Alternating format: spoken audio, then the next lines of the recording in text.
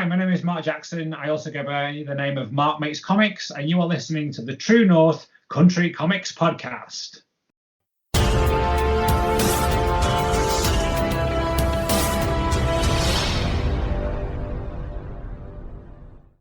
Welcome to a special edition of the True North Country Comics Podcast, dedicated to promote Canadian comic book creators and supporters.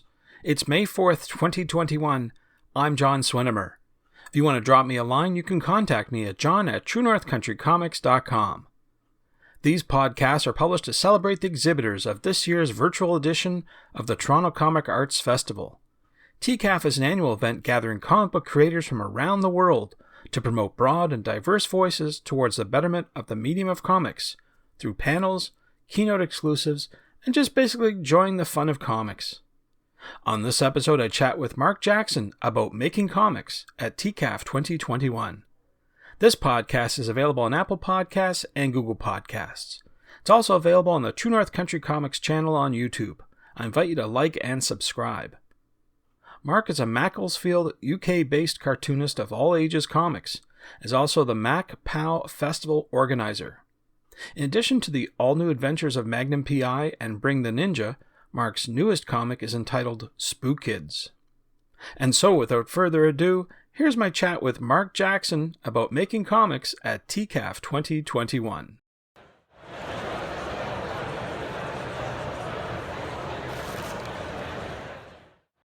So, Marc Jackson, thank you very much for taking time to chat with me. It's my pleasure. Thank you, John. Nice to meet you, so to speak. Absolutely. So we're talking here in the context of the Toronto Comic Arts Festival, where you'll be virtually exhibiting this year. But before we get started into the interview, I usually ask creators about their first comic book. So I'm wondering, what was the first comic book that you read? Right. Okay. So that's it's probably quite a while ago. So nailing down exactly which one it was is a tricky one. But there's a number of sort of comics that that maybe you're familiar with over in Canada, or maybe not. Over here in the UK, we have a comic called the Beano. Oh yes, very popular. Mm-hmm. Yeah. So the Beano has been going since 1938, and so it's been going for quite a while. And the Beano is home to our version of Dennis the Menace, who I believe Dennis the Menace in the US as well. They both sort of came about at the same time, I think. If I think they're both celebrating 70 years this year. So yeah, but our Beano has a different kind of Dennis the Menace. He has black spiky hair and a black and red jumper. And so, although I don't actually remember exactly which comic it was, it is more than likely something like either the Beano or the Dandy, which was another weekly comic for children over here. And so I would have thought it was one of those two. We were very fortunate. I grew up in the early 70s, and around that kind of time, sort of 70s and sort of 80s, in the UK, we would get weekly comics. Comics would come out every week, and you would buy them from newsagents. And you could go in, and there would be a shelf with all the comics, and you had a choice. And there was the Beano, the Dandy, Buster, Whizzer and Chips, all these amazing, fun sort of titles, and all had their own different characters.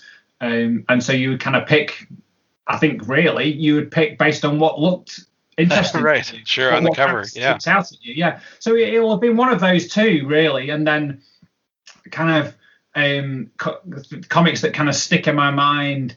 Of whether this is in the right sequence of when I got them, but I kind of I remember my dad. There was a comic in the 50s called The Eagle, which was it was more of like a picture magazine for boys. I think it was sort of sold as. And in and amongst some little articles and maybe some stories, there were comics in there as well. And the main character in that was a guy called Dan Dare, who was a space adventurer, a pilot of the future.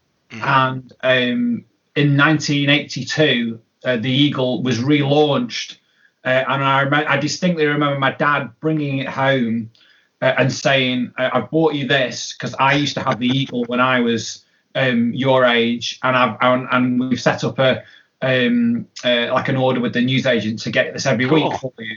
And so I distinctly remember that, and then just kind of going along with my love of Star Wars, of buying Star Wars comics, and which then led me to getting Marvel, because that was put out by Marvel, but we had Marvel UK. So Marvel UK used to reprint the American comics in a slightly larger format, like a magazine size. And again, they'd be weekly. So that was probably my first chance to sort of discover Spider-Man and stuff like that, really. Lots of good influences there, for sure. That's good stuff. So I'm wondering, who influences your work today? Who are you reading today? Right. Well, so I mean, so a mixture really of new stuff, but also still you can't see, but I'm turning to my shelf now, John. But yeah, the stuff that I kind of again grew up with around sort of like the late 80s. I discovered Calvin and Hobbes, and that ran in the British newspapers as well. And me and my dad would sort of read that and laugh out loud at Calvin and Hobbes. As everyone else does. Bill Watterson was a huge influence. Oh yeah. And then also sort of running in sort of parallel, it will be like Sergio Aragonés. Probably him and Bill Watterson probably like jostling for position of my all-time favorite cartoonists. Sergio's were just, there was just something about it that just sort of leapt out at me, and I bought Gru the Wanderer, which was and in my comic collection I have the most copies of Gru the Wanderer out of everything else I've got. So yeah, I used to see his stuff in Mad Magazine, the little marginals that he did as well, so those creators still influence me now. But then sort of more recently, people like, I latched onto people like Ken Nomura, who I know has been at TCAF in the past, and his work. I have to make sure I get this right. He's Japanese, but with Spanish origins as well. So I think he's Japanese. He's based in Tokyo, I think, but he has Spanish links as well. I'm not quite sure exactly. Hopefully, I've got that right, John. But yeah, but Ken's work, it's just really simple. It's really loose. And there's just lots of energy, and it really kind of inspires my stuff. And then even people like Harvey Kurtzman, the energy of his. I just love energetic cartoons. I like to put as much energy into my cartoons, and my comics as possible. And I think so anything like that really inspires me. Super. Good stuff. So, as I mentioned off the top, we're talking here about the Toronto Comic Arts Festival, and I understand you have a new project that you'll be exhibiting. I wonder if you could talk a bit about it and maybe the origins of that book. Yeah, so this is the first time that I've been involved with the Toronto Comic Art Festival. I've heard great things about it, but unfortunately, I've never actually been able to come over. Maybe one day, and you should never say never.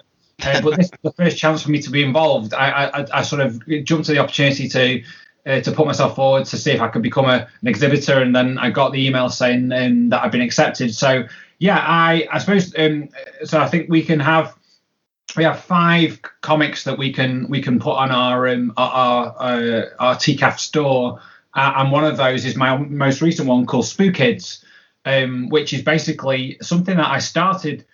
I had the first idea for it in 2018, and then I pitched it to another weekly comic over here in the UK, and it kind of was maybe going to happen, but then it didn't end up happening. And then I started changing how I thought it was going to be, and then the year later, I kind of created a new version of it, so to speak, and decided to sort of put it out as a 4-issue limited series. That was my kind of plan. But I don't know if you're aware, John, but early last year, this thing called the coronavirus. Yeah, I've heard of it. Yes.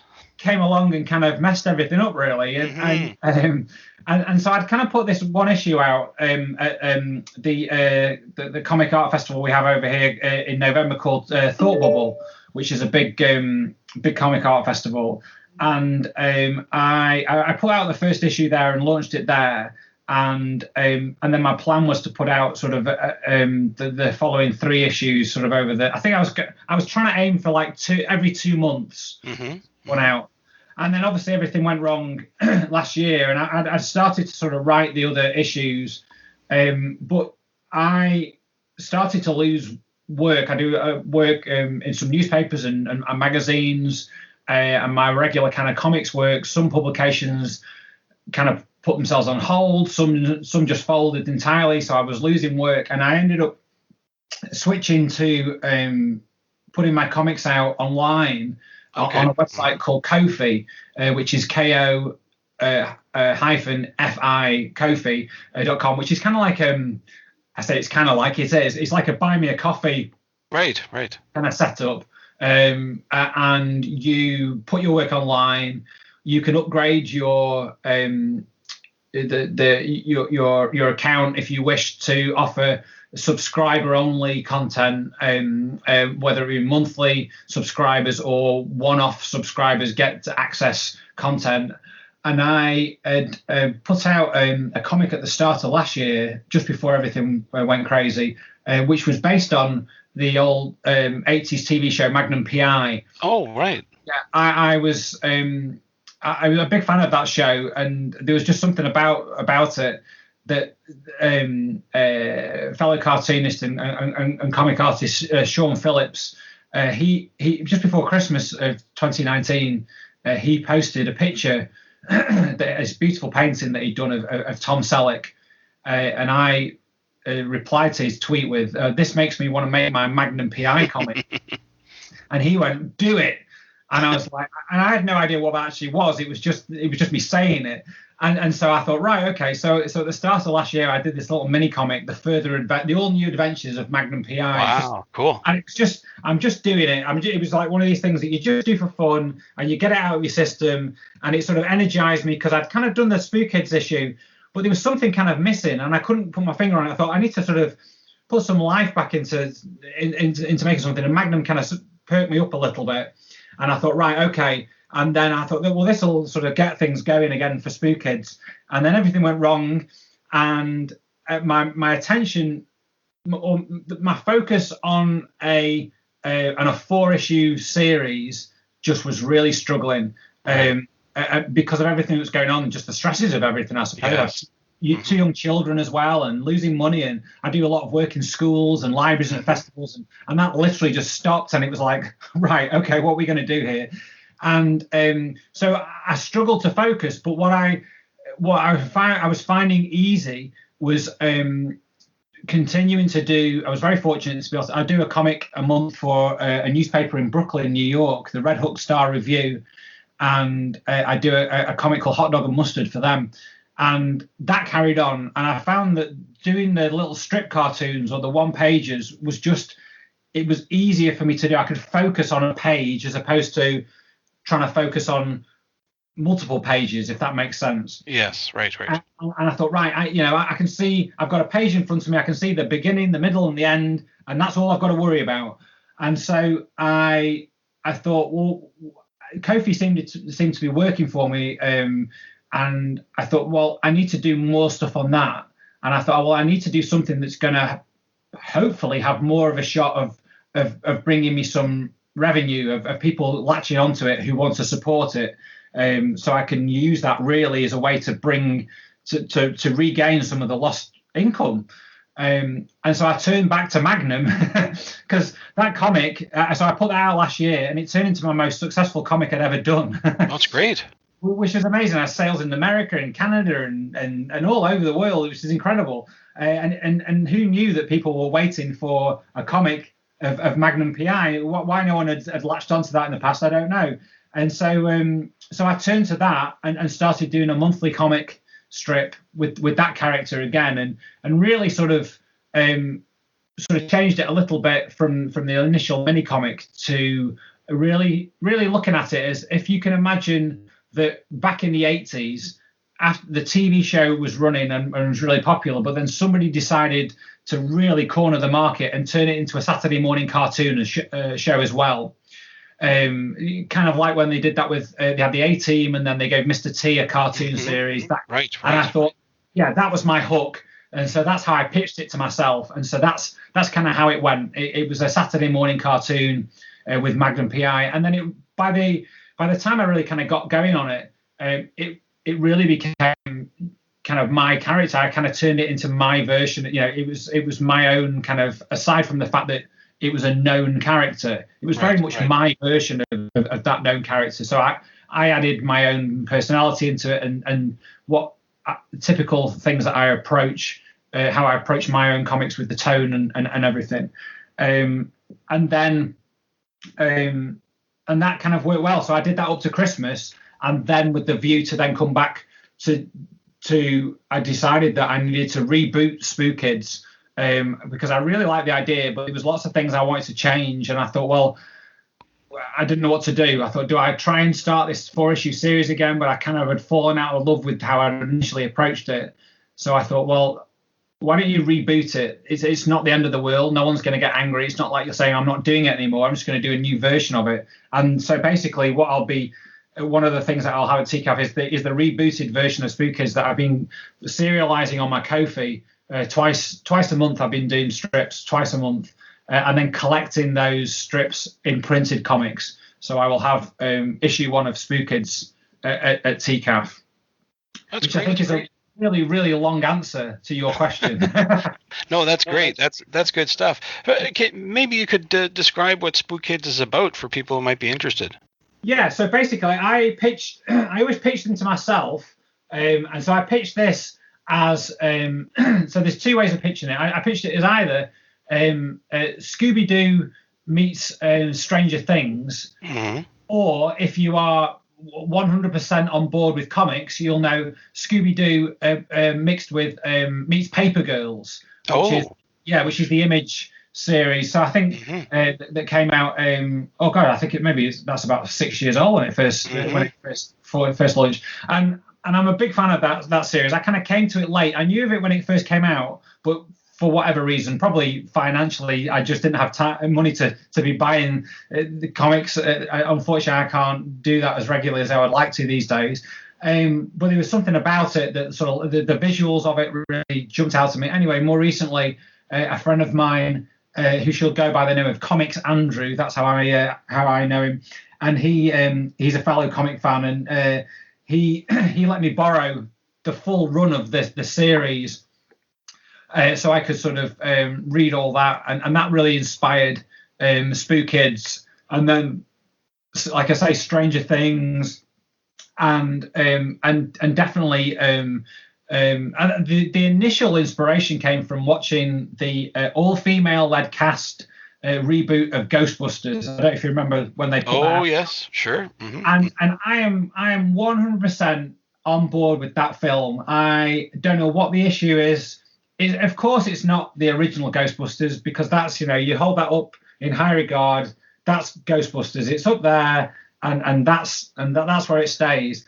But I have no issue with that film at all. I think the female cast are fantastic. It's a different version, but there was something about that. Watching that really inspired me to do something that had monsters, not necessarily ghosts, but monsters, and that with that little bit of a sci-fi edge.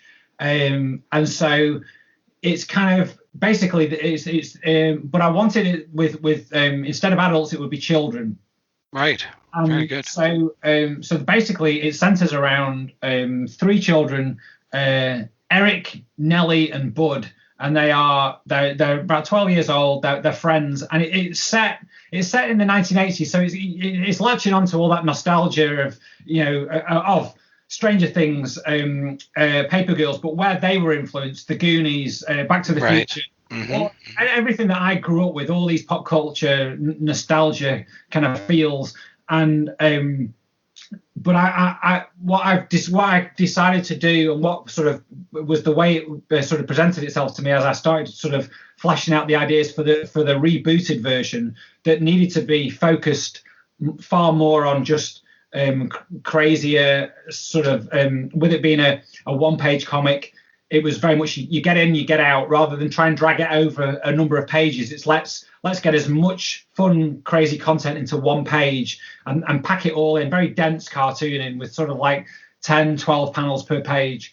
and I decided on that it was set in the 80s, but basically the 80s as a whole. So I'm each strip has the character of Nellie. She's kind of like the kind of leader of the gang, and she's kind of very much sort of like a Calvin and Hobbes, so that sarcastic kind of tone with a Bill Murray kind of Peter Venkman kind of thing. Okay. And she at least twice in every strip she has to drop a pop culture reference that sometimes are quite obvious, and then others are like kind of like a deep cut. So I'll see how people really whether people can kind of pick up on those.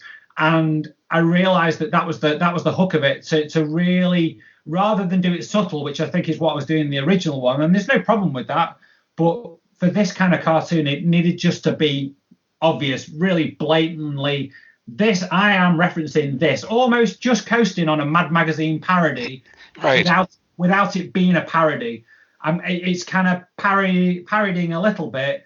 It's kind of like if you do a Star Wars thing, you parody up to the point where you're not doing like, you're not saying the Force but calling it something else. You know what I mean? Like you're not using a play on words. You're hinting that this is like the Force, but you're not doing the full parody where you're doing a rhyming couplet, if that makes sense. Right. Yeah. And so that's kind of where I'm coasting with it. So the 80s are almost a character in themselves, and so basically it starts right in the middle of the action where Eric is an inventor. He's 12 years old. He's made this thing called the brain hat. There's no real explanation as to what the brain hat does or is expected to do, other than he's testing it on his friend Bud, who's kind of just like, okay, yeah, put it on my head, I'll do it, kind of thing. And they switch it on. There's a blackout, and then immediately after that, things just go weird. And some of them are quite obvious, some of them are subtle. So like suddenly, like people who they know just suddenly have changed to like sort of like a freaky kind of mutant kind of what. They have a friend who's a mechanic who's kind of like I kind of see him as kind of like the Fonz in Happy Days. So he's kind of like a mechanic, but when they go, they basically go to him to see if he has got something in his garage that can help them get the helmet off. It's basically stuck on Bud's head. You can't get it off. So they think, well, we'll go to our friend who's the mechanic and see if he can help us get it off his head. And the mechanic is called Fred Danson. I kind of like the fact that it was a play on Ted Danson. So he's called Fred Danson. And so when they get to him, this is not giving too much away, but when they get to him, they discover that he has been transformed into this kind of blue kind of alien kind of mutant kind of and then so they realize that not only is it stuck on Bud's head, but it has actually done something. And then you discover why things are changing around them as they sort of interact with other people and go on a bit of a quest to get the helmet off Bud's head and to sort of figure out what's going on. Sounds intriguing for sure. Sounds good. Good stuff. So I want to switch gears slightly. I know that you have a YouTube channel where you talk about making comic books. I'm wondering if you have any advice for someone who wants to make their own comic book. Yeah, I do. Yeah. So my advice would be is to make your own comic books. If you want to do it, you go for it. Don't wait around for when you feel like you've got it right, you've got it perfect.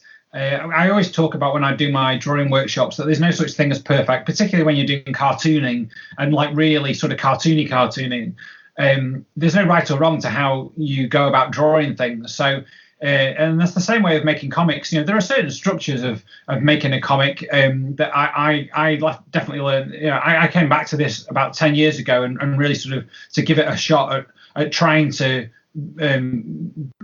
get work and get a little bit of get my work out there as well. And fortunately enough, I've had opportunities. In fact, I mentioned earlier that probably the first comic I bought was the Beano. Well, the first comic that I got comic published in was the Beano, which was an amazing thing for me, and such a great achievement. And happened a lot quicker than I was expecting it to. If I'm honest, I probably didn't know whether I even expected that I would actually get in the Beano. To be honest, it didn't seem like something that was achievable, but it happened. And yeah, so my biggest thing is to say is to just do it. If you've got an idea for something, just kind of work it out and think, well, I think this could work as a comic. Keep focusing on the visuals, make sure that it's very visually led so people can understand what's going on just by looking at it. Try not to overcomplicate it. Maybe don't fall into the trap that I've done on 2 occasions of trying to do a 4-issue miniseries. Don't do that. Just do a comic strip, and then if you feel that you've done a good job on that one, do another comic strip, and then go, oh, do you know what? Maybe I'll do a half a page next time to get you used to using more panels, and then think about how you structure kind of jokes and how you can set something up, and what's funny to you, and also what's funny to you might not necessarily be funny to somebody else. But figure out how you can make it funny to somebody else, and things like that, really. But the most important thing, even with just creating, is to just do it. If you're not doing it, then you can't get better. And it's definitely is the old thing, isn't it? It's better to have tried and failed than never to have tried at all. And I think you've just got to go for it, and you'll only get better if you're making comics. And then have and again with drawing, it's not about the skill, it's about the confidence to go, do you know what? Because there's plenty of people, and you'll know this, you'll have seen all kinds of people making comics at TCAF. Comics can look a certain way, but comics can look this way as well, and they can look that way, and they can look totally different. Some comics, each page is a full splash page. Some have got 20 panels on a page.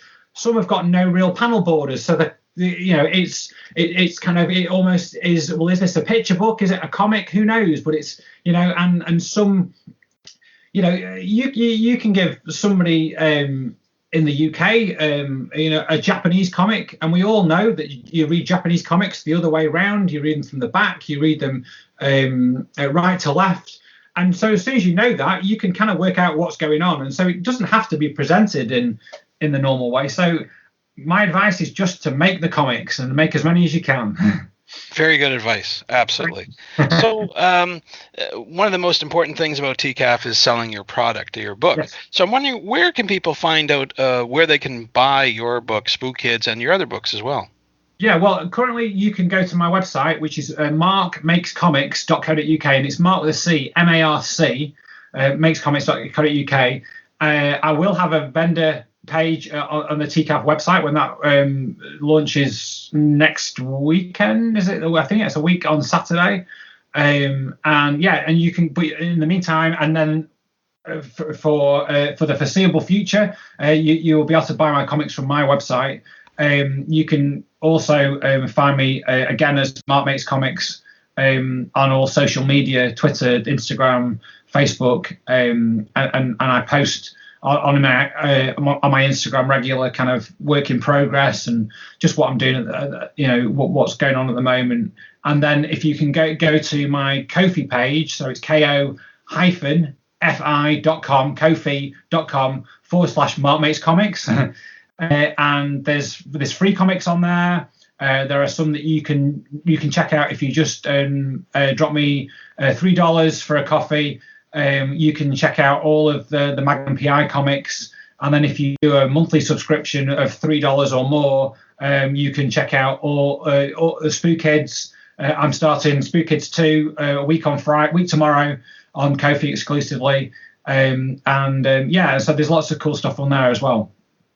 Very good. Well, Marc, those are all the questions I have for you, but I'm wondering if there's something I didn't ask that you'd like to get across in this interview. No, you've asked some great questions, but I think I'm really looking forward to being involved in TCAF, and I think it's great to see the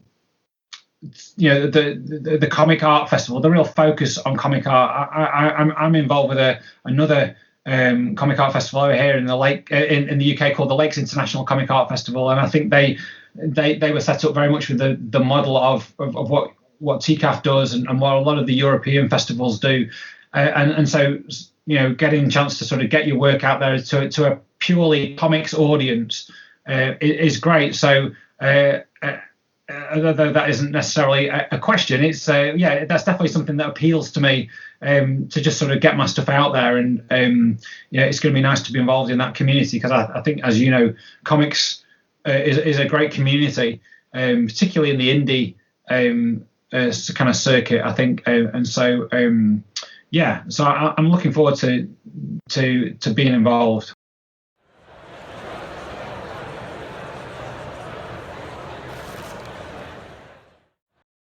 Thanks to Marc for the chat. You can discover more about Marc on Instagram and Twitter at Marc Makes Comics, and that's Marc with a C, and online at marcmakescomics.co.uk. You can see Marc at work on his YouTube channel, Marc Makes Comics. And thanks to you for listening to the True North Country Comics podcast. If you haven't done so already, please subscribe to and like this podcast on Apple Podcasts, and please leave a good rating. Also, check out the TrueNorthCountryComics.com website and follow along on Twitter at True North Comics. True North Country Comics is now on YouTube. Please like and subscribe to that video channel. Please send your feedback to John at TrueNorthCountryComics.com. Thanks again for listening, and come back soon for another episode. Bye for now. True North Country Comics Podcast is copyright True North Country Comics, copyright 2021.